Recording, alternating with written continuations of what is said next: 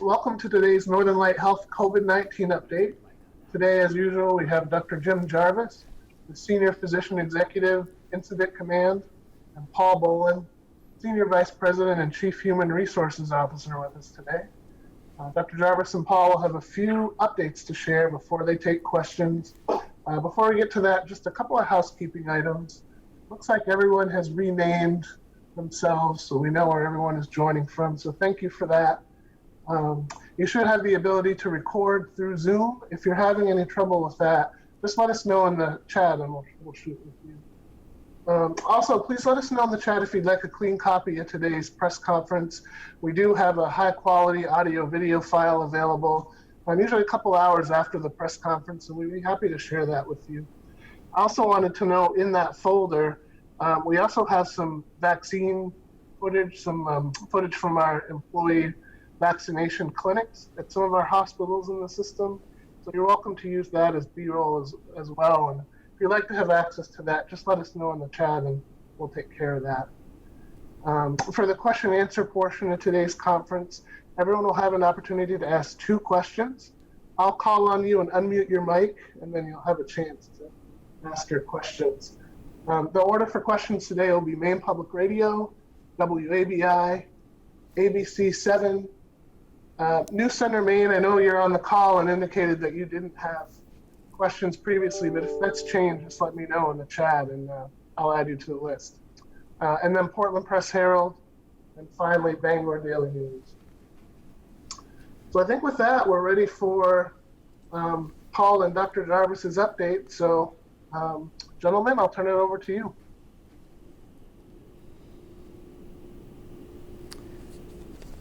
Good afternoon, and thank you for joining us once again.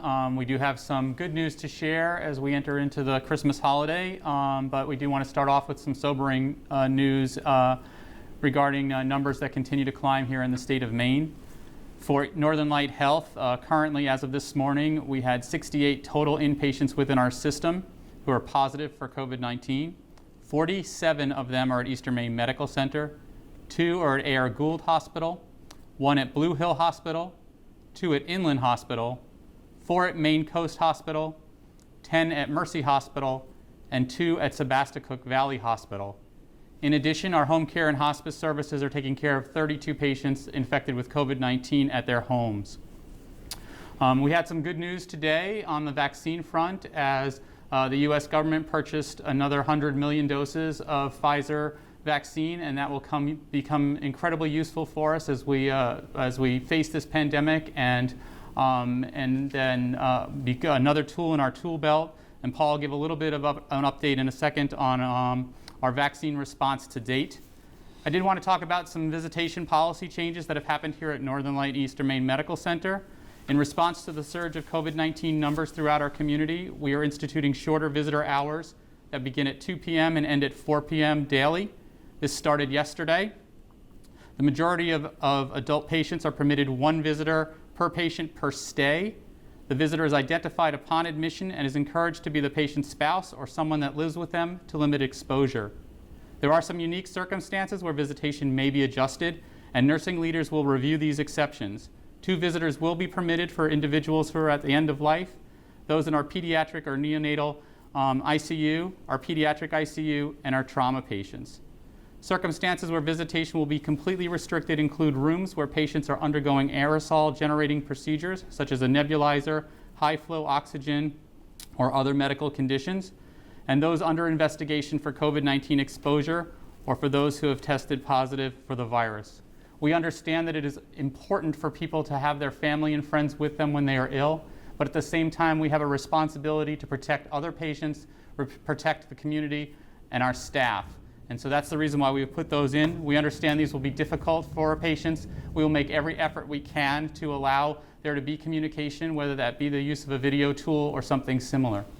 With that, I'll turn it over to Paul to talk a little bit about our vaccination clinics. Thanks, Dr. Jarvis, and good afternoon. Just to report out on our employee vaccination clinics we have going on throughout our system. We continue to work through our list of employees providing direct patient care and those who are supportive of the clinical environment. At this point, we have approximately 3,000 employees vaccinated, and we continue to work through and work with our employees in terms of the scheduling for those vaccines and getting them as quickly as possible into clinics on a priority basis. So looking forward to that. Providing that reassurance for vaccine. And as we plan for our internal vaccine, we also continue with our planning for community vaccinations to take place when a larger percentage of communication or vaccine rather is available for community distribution. Thank you, Paul. While it is good news on the vaccine front, we do want people to understand that this pandemic will continue for the foreseeable future. We continue to ask you to do those things to help protect yourself and protect others in your family and within our community, particularly our healthcare workers. So we need to remain diligent, wearing our face coverings when we are out in public, making sure that we are remaining 6 feet apart from others when we are with them, particularly those who are not within our household, and to abstain right now from gatherings, even during the holiday season, for members who are outside of your household. We also want to remind you that this is not the time for you to put off routine doctor's appointments for your chronic medical conditions or if you need any acute or urgent care. We are still open for business. We are still a safe place for you to receive care, and we encourage you to continue to do that. If there are some concerns of yours about coming into our facilities, we can see if we can arrange one of our telehealth visits or find some other avenue for you to receive your continued health care. And with that, we'll open it up for questions. Okay, thank you, Dr. Jarvis. Patty White, Maine Public Radio. The first question is yours. Thank you very much. Can you tell us when you anticipate completing this first phase of vaccinations for staff who come into direct contact with COVID patients? So Patty asked if when we think we'll get through our first phase of vaccinating our healthcare workers who are in direct contact with COVID-19. We expect that we'll have the majority of them having their first dose of the vaccine by the end of this year. There will be some exceptions to that. We need to roll this out in a staggered fashion. One, because we are reliant on the supply chain of how the vaccine comes to us. We had expected a significant supply on Monday, which we only received our Pfizer dose. We did not receive our Moderna dose till today in some of our institutions, and so that puts a little bit of a pause. And also, we do know that there are some side effects to this vaccine, and some individuals may experience some symptoms that are more than just the mild usual symptoms from a vaccine and may not be able to work the following day. So we are not vaccinating entire departments all at once. We try to keep it to no more than 25% of any department being vaccinated on any given day. So it is a bit of a slow rollout, but it's actually exceeded our expectations. We did not expect to have vaccinated as many of our employees and providers as we have to date, and that's good news. And we remain on track to be able to have most of our frontline personnel vaccinated by the end of this month. If not the end of this month, then certainly within the first 2 weeks of January. And how are you going to handle vaccinating healthcare workers outside of your network, people like independent primary care physicians who may also be coming into contact with COVID patients? Can they make appointments to get vaccinated at your hospitals? So unfortunately, the way the vaccine distribution plan works, the plan that is hospital-based, which is what Northern Lights plan is for, actually is designated for those who are employed by that hospital or health system, and for providers, those that have privileges there. So we have been vaccinating providers who have privileges at our hospitals who are not employed by Northern Light Health. Unfortunately, because of the way the distribution works, at this time we cannot offer vaccine beyond those categories. However, there is discussions at the state level for how we can reach those critical individuals that are so vital to the health care of our communities and ensuring that they get vaccinated. Those plans are not finalized yet, but we will certainly share them as we know more. Northern Light Health is more than willing to assist in any process to get all of Mainers vaccinated. Thank you. Okay, next up we have Owen Kingsley, WABI. Thank you. Dr. Jarvis, what do you say to families after this announcement of changing visitation policies to families who, Christmas is coming up, the other holidays? What do you say to families maybe disappointed about less time to be with their loved ones who are, in a hospital? We sympathize with them. I'm a family physician by training. The word family is important to me. I understand its importance in all of us to get well. But at this time, we really do need to look beyond ourselves and sometimes look beyond our own families. And from a safety concern, we feel this is the utmost importance for us to do. The last thing we want is to have somebody come into our facility and spread that disease either to our healthcare workers or to other patients within the facility. So we put these restrictions in place because of the high number of cases we are seeing out in our communities, particularly in and around the Bangor area where most of our patients do come from. We do understand that for those whose family members are sent to Eastern Maine Medical Center from a greater distance, that becomes even more of an inconvenience for them.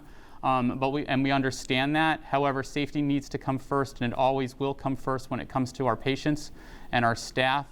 We will try to utilize as much technology as we can to try to bring people closer together. For some, actually, that may actually be a benefit for them, particularly those that live 3-4 hours away from Bangor may actually have a little bit more contact with their loved ones. And again, we will work as hard as we can. For those who have special circumstances, as determined by our medical staff, we will make accommodations as we can. But really, we need the public's support in this. We need you to understand that we're doing this for the safety of your loved one while they are here under our care. Thank you. Thank you. Owen, did you have a follow-up question? No, I did not. Okay, great. Next we have ABC7, TJ. You should be unmuted now. Thank you. Good afternoon, Doctor. Good afternoon, TJ. I'm curious, with the holidays coming up, have your testing sites seen an increase, and if so, how great an increase? I don't think that we've seen an increase in volume, if that's what you're talking about. We certainly have seen a pretty steady increase of the number of positive tests that we have been running. But the volumes have been pretty high since right before Thanksgiving and have remained pretty steady as far as that goes. However, we are seeing more individuals who are being tested because they are symptomatic rather than those who are being tested for things, say, as travel and things like that. Thank you. Next up is Eric Russell, Portland Press Herald. You should be unmuted now, Eric. You should be able to unmute. There we go. Good afternoon. Thanks for taking the time. This is sort of a broader question, but I'm trying to get at the why. I mean, we've seen a really sustained surge in cases here since Thanksgiving, basically, and it seems to be only getting worse. I mean, today, maybe it's a one-day spike, maybe not, but it's really alarming. And I wonder, as you talk to people, whether it's testing individuals or talking to individuals who are coming in and testing positive, are you getting at why? Why are things so bad right now? Yeah, so that's a difficult question to ask. Obviously, we know when one member of a household tests positive and then we see other members in that same household test positive, the why is there. Somebody brought it into the home and then it spreads. But why are we seeing it so spread so much across our communities? There's some good scientific evidence as to why that is. It is getting colder outside, so people want to be inside more. The air is drier, and we do know that when the air is cooler and drier, that the droplets out of our mouth not only spread farther, but hang in the air longer. And so therefore, if there's someone who's near you who is infected, there's a greater chance that you will breathe in one of those water droplets that contain the virus, and then you can get sick.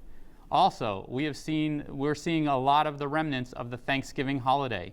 People traveled, people went to each other's homes to celebrate Thanksgiving. And so we're seeing that. We also know that we have many college students who have come home for both the Thanksgiving and winter break. And so bringing more people in from outside helps that spread. So those are the real reasons. And then in addition to that, we know that there has been holiday shopping going on as well. And so anytime you bring more people into contact with other people, the risk of spread is there. And we know that the virus is pretty prevalent across our communities, and so there's a much higher likelihood that you will come in contact just being out doing your normal business with someone else who's infected. And one more question, if I could. Have you had to make any decisions yet about, there have been some reports, and I don't know how widespread this is, about which COVID patients need to be hospitalized, and are you having to make decisions yet about only taking in the more severe COVID patients and trying to let some people work it out at home, or are those not decisions you've had to make? We do make those decisions, but not for the reasons that you're talking about. We risk stratify every patient that comes in with an acute illness as to whether or not they need hospitalization or whether they can be safe at home. And there's lots of factors to that. One is the person's own condition, and there are certainly some conditions for patients with COVID-19 that require them to be hospitalized regardless of what their home setting is. But then we have to look at the home setting. Are we sending them back to a nursing home or to a group home where they can infect others? That may play a role into our decision making. And are they able to care for themselves? Is there somebody at home that's able to do that? Do we have home health services? The reason why we have so many patients right now at home being cared for is because we have wonderful home health services, not just at Northern Light Health, but across the state of Maine, and they're able to manage those patients, many of whom in the beginning of this pandemic probably would have been admitted because we weren't sure how to take care of those patients. We have learned so much in the last 10 months so that we can take care of many more patients who symptoms are mild to moderate while they're at home, keep them safe, keep their family safe, keep the community safe, and then we can keep our beds open. We have not been challenged right now with being able to take care of any patient regardless of what their acute conditions are. But if the circumstances in Maine continue the way they are, and many of you might remember in the beginning of November I said there was a good chance that by Christmas we would double the number of cases that we had seen prior to that time frame. Well, it looks like we're going to triple that number by Christmas. We all need to play a role in getting this virus under control and doing the things that you've heard us talk about for 10 months now. That's the best way until we can vaccinate the majority of the population, and that is going to take months. The best guess is that maybe by June, we'll have vaccinated enough people to have made a significant difference. It'll be a slow process. We need people to be patient. We are just as tired as you are wearing these face coverings day in and day out, but we need to continue doing it. It is the most important effort that we have next to getting everybody vaccinated. So thank you for the question and the ability to answer it. Thank you, Dr. Jarvis. All right, thank you, Eric. Dana Rosengard, you had messaged me and said that you do actually have a question. So I will unmute you, and you should be able to go ahead as soon as you're unmuted.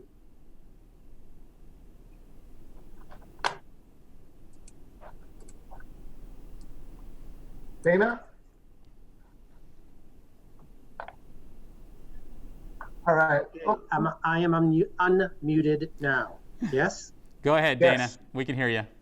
Okay, super. Good afternoon, everybody. Thank you, Dr. Jarvis, for taking our questions. I have two. The first, and I may have missed your update on the in-hospital COVID outbreak from last week. I'm curious about what the situation is with that. Are there more or new cases? And how is the quarantining going of those patients? So I believe you must be referring to Eastern Maine Medical Center, where we did see a significant increase in both the number of patients and the number of staff who came down positive for COVID-19. Doing our contact tracing, we were not able to identify a particular source for that increased number of cases, but we did take extra precautions on that floor, including having patients be isolated during their quarantine period. It appears that we have not seen that spread beyond that particular floor or a number of cases. I'll let Mr. Bolin talk about specifics. So we continue to work with our colleagues in those surgical and patient care areas, as well as performing regular testing of that group. And so we believe that we've identified through contact tracing people who would be impacted and continue to provide care in that area for the patients in there in that area in a safe manner. So we believe that at this time we have identified the appropriate precautions to take for that group and are continuing to monitor through testing to ensure that spread has not occurred beyond the population that we initially identified. Super, thank you. And somewhat related, there was a call from your union nurses recently for the cancellation of elected procedures due to that outbreak. Have you taken such steps? Sure. So the union's position was part of the union's national position regarding elective procedures. But what we know, and Dr. Jarvis can certainly elaborate more as a clinician, but what we know from this past spring is postponing procedures that people would term elective, such as mammography and other exploration of tumors, et cetera, are appropriate health care that's needed by the community. And so by delaying health care, what people would call elective can become much more urgent down the road by delaying that. For example, I personally have my annual physical tomorrow, and I'm going to my appointment as scheduled, and am very confident in the safe access for patient care for myself and for my family. Thank you, Paul, and I'll just kind of address that from a clinical standpoint. What many people term elective, we would say are medically necessary, but do not need to be done urgently. And I think that's where the confusion comes in. When we talk about elective surgeries from a clinical standpoint, we are talking about things that, if they are postponed for a period of time, will not result in harm for the patient. That's very few of the procedures that we perform, whether those be procedures that are for acute needs or for preventative health care. We know that there were people who had procedures for preventative health that were delayed that resulted in them finding cancers that were in a later stage than necessary. And so we are not doing that at this time. I will say that our procedural physicians and providers review their caseloads on a regular basis to determine the safety of doing a particular procedure within our facility. But at this time, we feel that we are more than capable of handling all medically necessary procedures and doing them in a timely fashion. And again, we review those as we do anything with our surge plan. All right, next up is Kelly Bushard, Portland Press Herald. As soon as you're unmuted, Kelly, you can go ahead and ask your question. I'm all set for now, thank you. Okay. So next we have Charlie, Bangor Daily News. Yep. Hi, Dr. Jarvis. I like your tie. And, Thank you, Charlie. Sure. My questions, they've mostly kind of been answered, but just a couple follow-ups, I guess. One is about the outbreak at EMMC. Do you know at this point how many patients and staff have tested positive in connection with that? So we have identified 40 staff and 8 patients through our tracking efforts with the main CDC as those that were in contact due to that. We continue to think that community transmission played a large part in this particular event here at EMMC. Beyond that, I don't have any further details or comments on. Okay. Just a question then on the I realize you're using the term medically necessary procedures now. So I guess I'm wondering, are there any types of procedures that would not fall into such a medically, time-sensitive category, more like cosmetic surgery type things that maybe are getting delayed at all these days just because of the rising patient volumes? I will say that's more of a patient choice than a provider choice. Most of those types of procedures do not require hospitalization and therefore would not be taking a hospital bed away from someone else. We continue to feel that the processes and procedures we put in place to ensure the safety of our patients, staff, and providers undergoing any kind of procedure are adequate, and that we feel those are safe. That would be a discussion that I would say the patient would need to have with their provider and their care team, determine that relevance for something other than what we deem medically necessary and time sensitive. Okay, thank you. Okay, well, that wraps up the question and answer portion of today's press conference. As I mentioned at the top, we do have that high quality audio video file available for you if you'd like it. Just let us know in the chat and we will shoot it off to you. Also in that folder, you'll find some B-roll from our vaccination clinics for employees at several of our hospitals. You can grab that and use it as you wish as well. So thanks all for being here. And before we go, Dr. Jarvis, we'll give you the final word. Thank you. I just want to say once again, thank you to the media for getting our message out. It's scary for people out there right now. While there's hope on the horizon, we just need to remain vigilant and diligent and doing the things we need to do. But please, for all of you, I wish you a safe and happy holiday season.